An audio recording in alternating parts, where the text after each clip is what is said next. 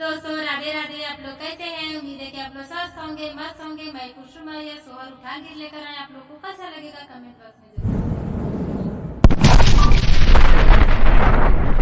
जब से भइल बाटे लल्ला हो बुआ हल्ला मचावे, जब से भइल बाटे लल्ला हो बुआ हल्ला मचावे। अरे नाचे नी सारा मोहल्ला हो बुआ हल्ला मचावे। अरे नाचे नी सारा मोहल्ला हो बुआ हल्ला मचावे। दादी लुटावेली अनधन सोनवा, अनधन सोनवा हो अनधन सोनवा। दादी लुटावेली अनधन सोनवा, अनधन सोनवा हो अनधन सोनवा। अरे नानी लुटावेली छल्ला हो बुआ हल्ला मचावे। अरे नानी लुटावेली छल्ला हो बुआ हल्ला मचावे।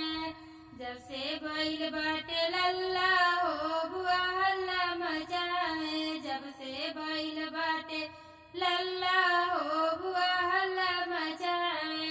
अरे नाचे नी सारा मोहल्ला हो बुआ हल्ला मचावे। अरे नाचे नी सारा मोहल्ला हो बुआ हल्ला मचावे। जेठनी लुटावे नी सिकड़ी हरवा, जेठनी लुटावे नी सिकड़ी हरवा।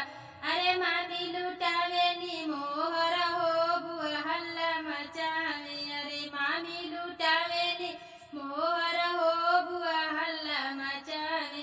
जब से भइल बाटे लल्ला हो बुआ हल्ला मचावे, जब से भइल बाटे लल्ला हो बुआ हल्ला मचावे।